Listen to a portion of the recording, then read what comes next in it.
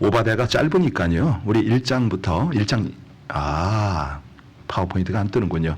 15절부터 21절까지 우리 한 목소리를 같이 읽겠습니다.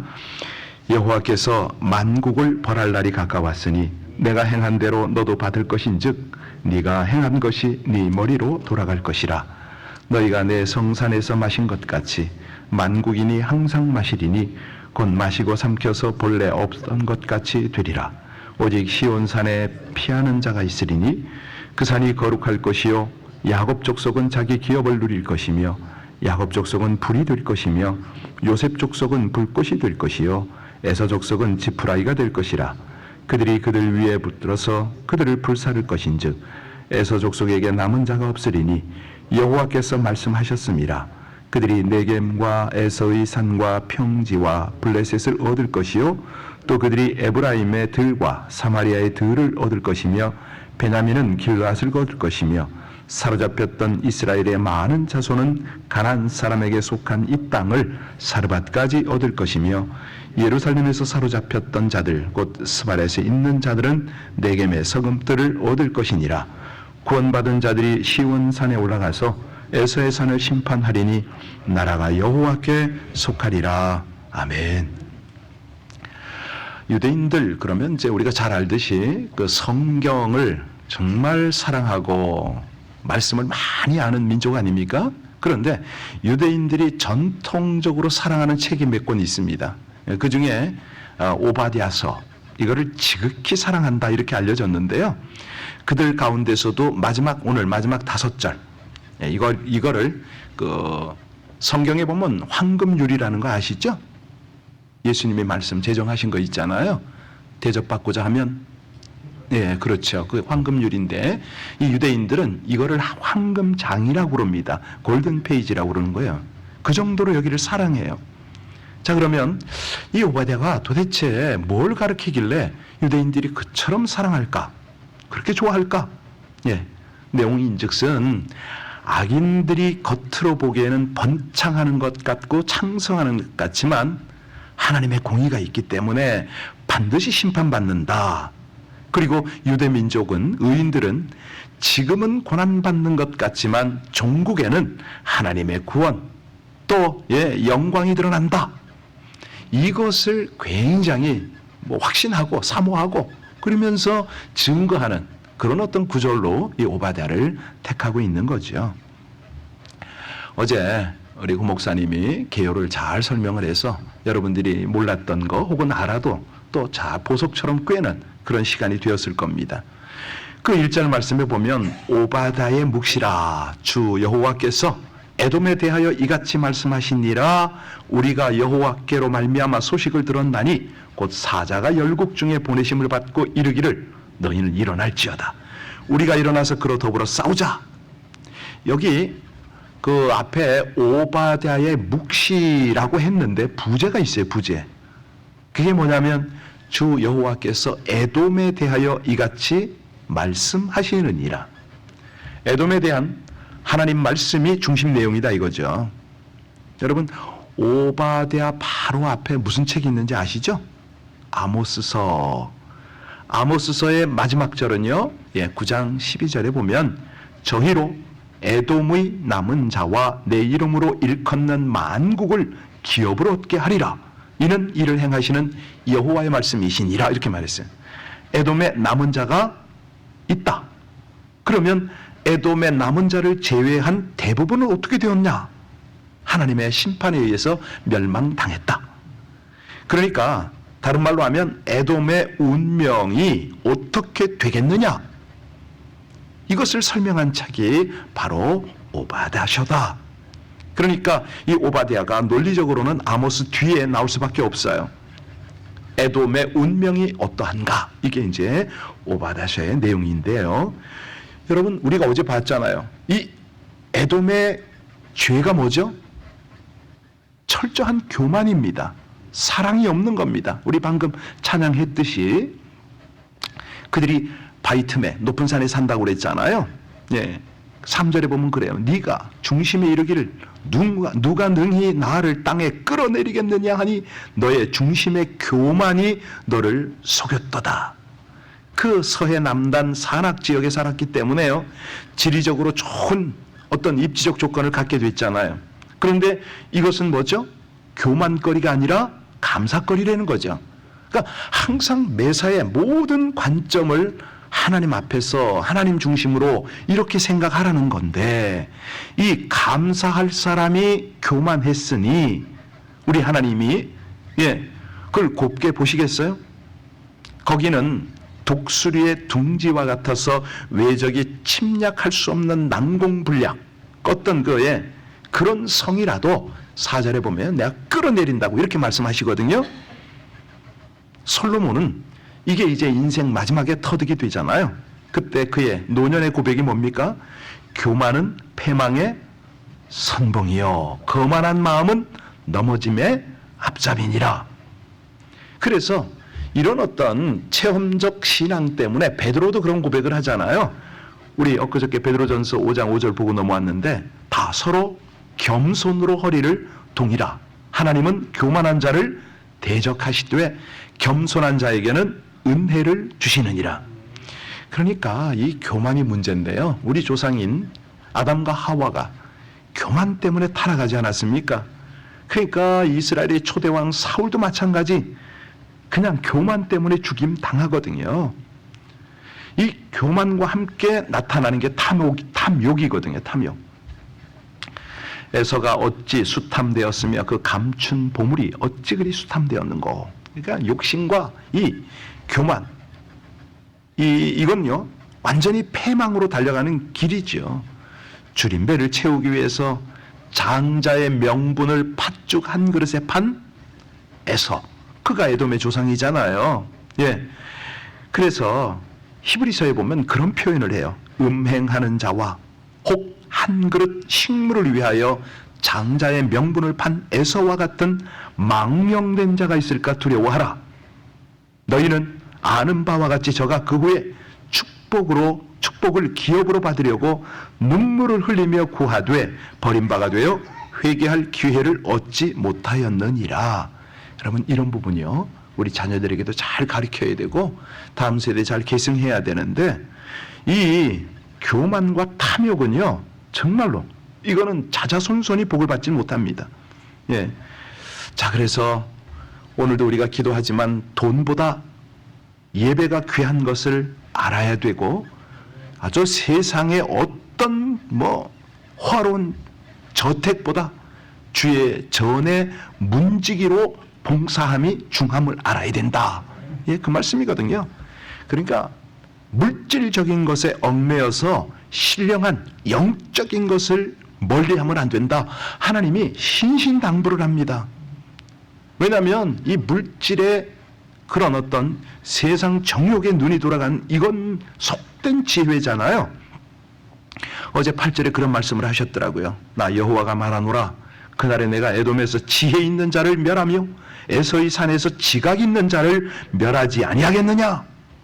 스스로 세상적 지식 가지고 하나님 앞에서 행하지 말라는 거죠. 왜?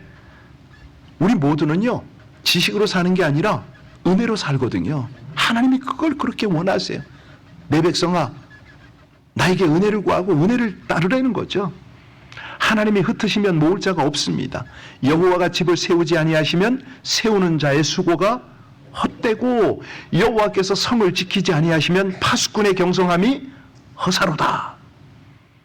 자, 그래서요 이 내용인즉슨 나중에는 이제 네가 형제 야곱에게 행한 포악으로 인하여 수욕을 입고 영원히 멸절되리라. 이게 이제 어제 10절의 이야기 아니었습니까? 자, 그래서 우리 하나님이 믿음의 사람들에게 신신당부하는 말씀이 있습니다. 그게 뭐냐면 내 원수가 줄이거든 먹이고 목마르거든 마시우라. 그리함으로 네가 숯불을 그 머리 위에 쌓아놓으리라. 세상 사람들은요, 그러니까 하나님 앞에 서지 않으면 원수가 줄이거나 목마르면 죽도록 내버려 두고 오히려 기뻐하지요. 지금 우리가 잘 봐야 합니다. 북한의 상황을 잘 봐야 되고요. 정말 한동안에 소말리아의 해적 같은 이런 이들을 잘 봐야 합니다. 하나님의 마음을 거기에 쏟아야 되는 거죠. 아무리 적성국이라 할지라도 백성들이 정말 궁핍하고 여러 가지 어려움을 당할 때 하나님의 사람들은 돌아봐야죠.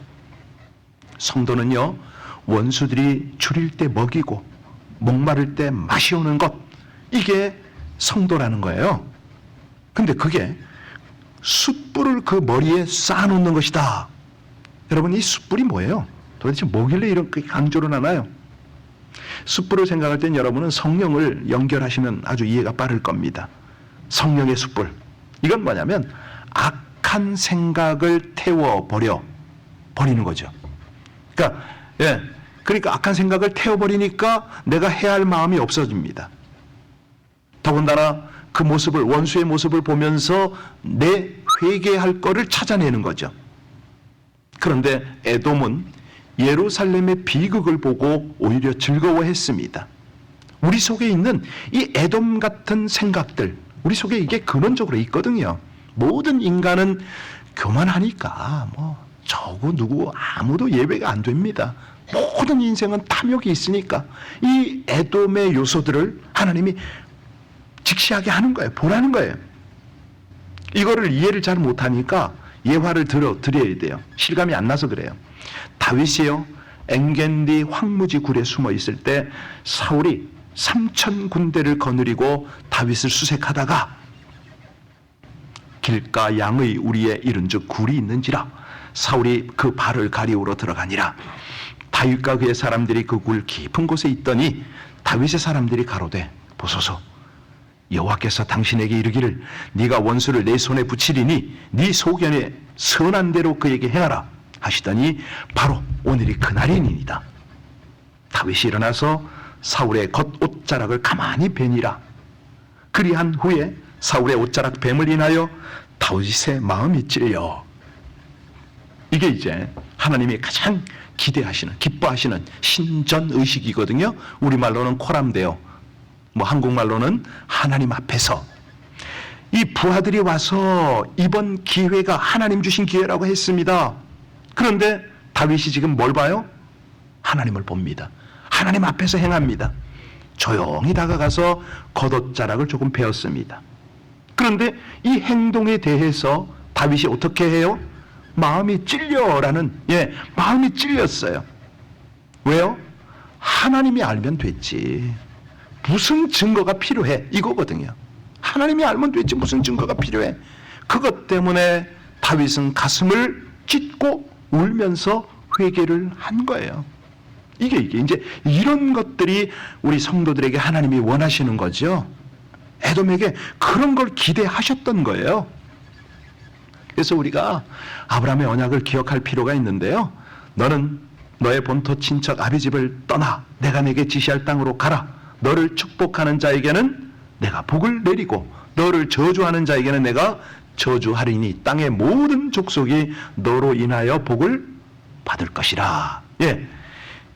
이 아브라함을 해하는 자는 저주. 여기 애굽의 바로가요, 그 안에 사례를 취하려고 했을 때 우리 하나님께서 뭐라고 그럽니까? 여호와께서 아브라함의 아내 사레의 연고로 바로와 그 집에 큰 재앙을 내리셨다.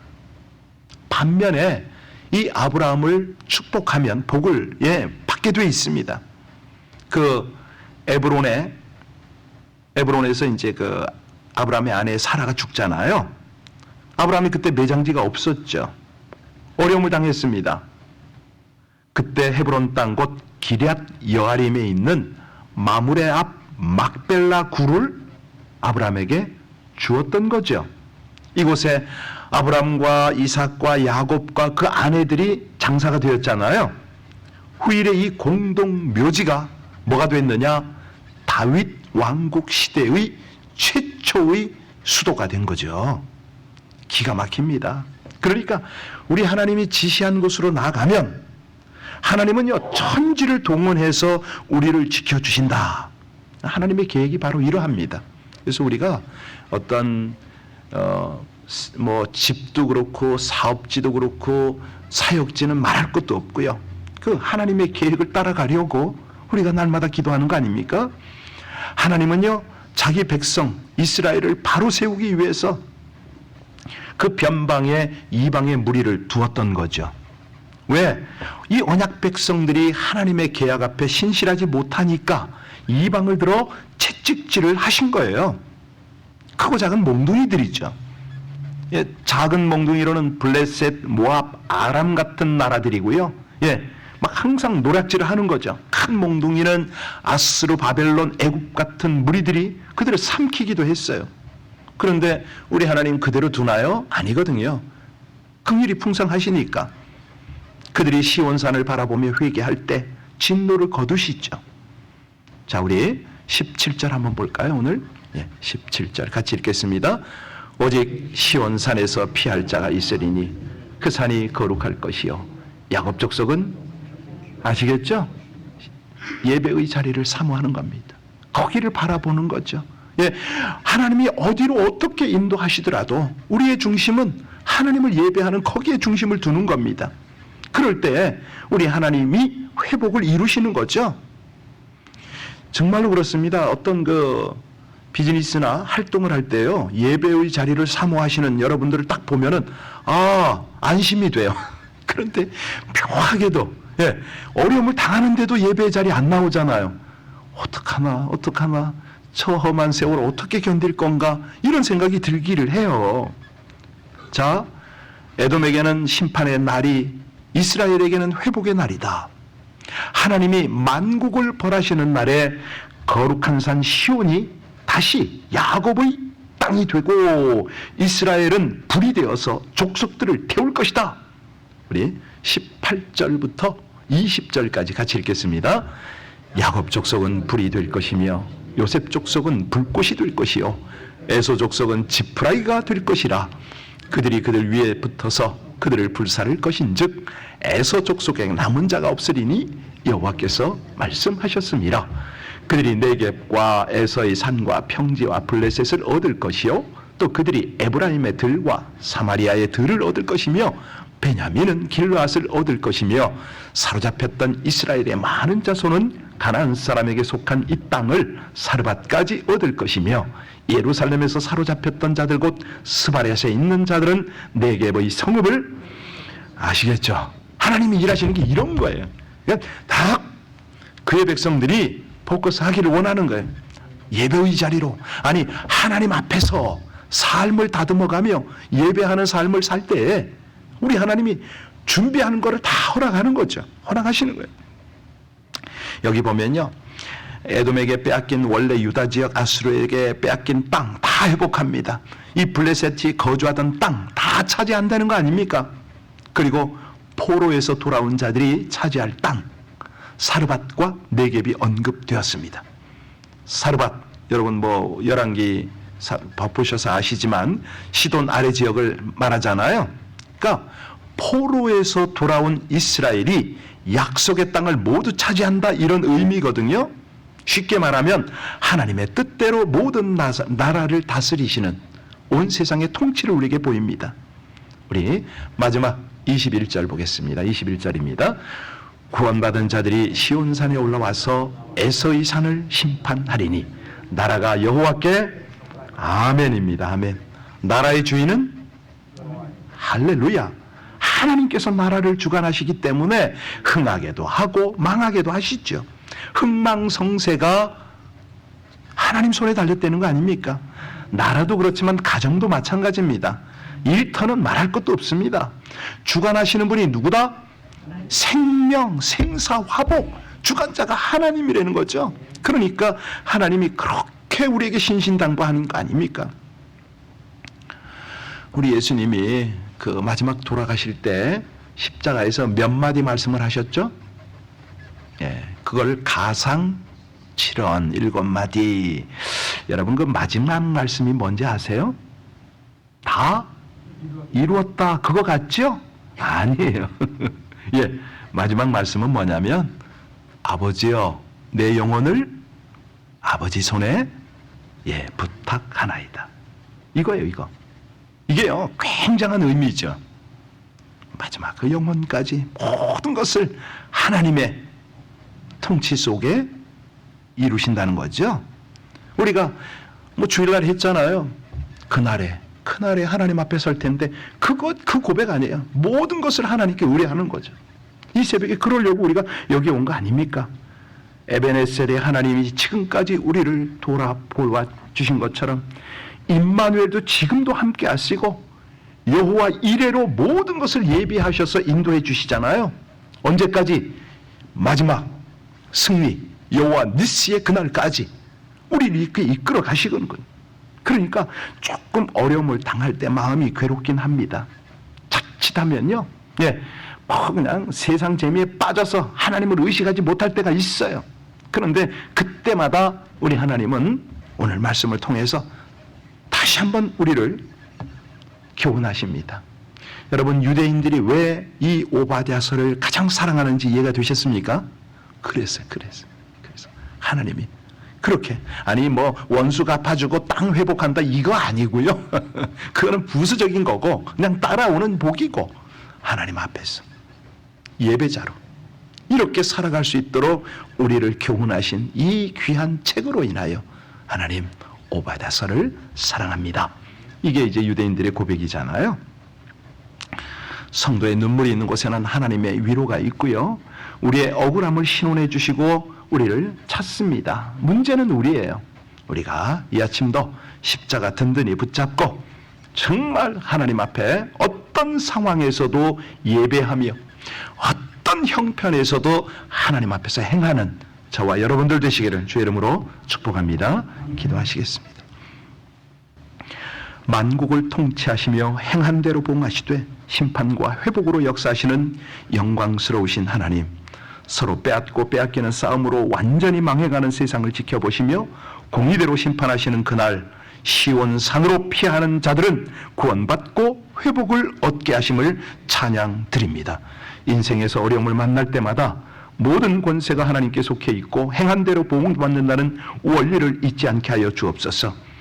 세상 권세를 두려워하지 않고 하나님의 약속을 붙잡고 하나님의 역사하심을 믿음으로 바라보며 예배자로 충성하기를 간절히 소원합니다. 어떤 사안을 결정할 때 하나님의 뜻과 공의를 먼저 생각하고 주님의 영광을 위해 온전히 순종하며 살아가게 하여 주옵소서. 예수님 이름으로 기도하옵나이다. 아멘.